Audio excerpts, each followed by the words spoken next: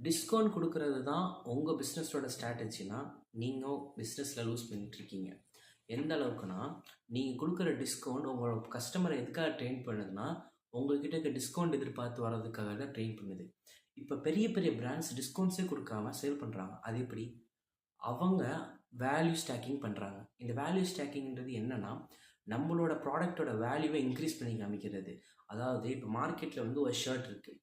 ஒரு ஒரு வேண்டாம். ஒரு ஒரு சலூன் கடையே இருக்கு. இந்த சலூன் கடையில எல்லா கடையிலயுமே 300 தான் கட்டிங்க்கு.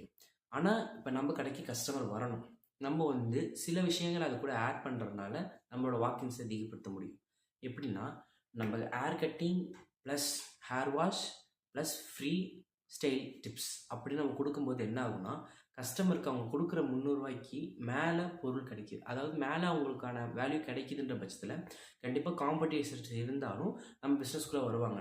நம்ம அதுக்கு அதுக்கு நம்மளுக்கு ஒரு பெரிய லாஸ் இல்ல. ஏன்னா, நம்ம பண்ற அந்த ஒரு சின்ன ஹேர் வாஷ்னால நம்மளுக்கு பெரிய லாஸ் இல்ல. ஆனா கஸ்டமரோட வாக்கின்ஸ் அதிகமாயிரும். இப்படி தான் பல பிசினஸ் அவங்க டிஸ்கவுண்ட்ஸ் குடுக்காம, ப்ராடக்ட்டோட வேல்யூ ஆட் பண்ணி, இல்ல பிரைஸ இன்கிரீஸ் பண்ணிட்டு, கூட +2 பை 2 கெட் 1 ஃப்ரீ, பை 3 அந்த மாரி உங்கள இன்னும் அப்செல் பண்றாங்க.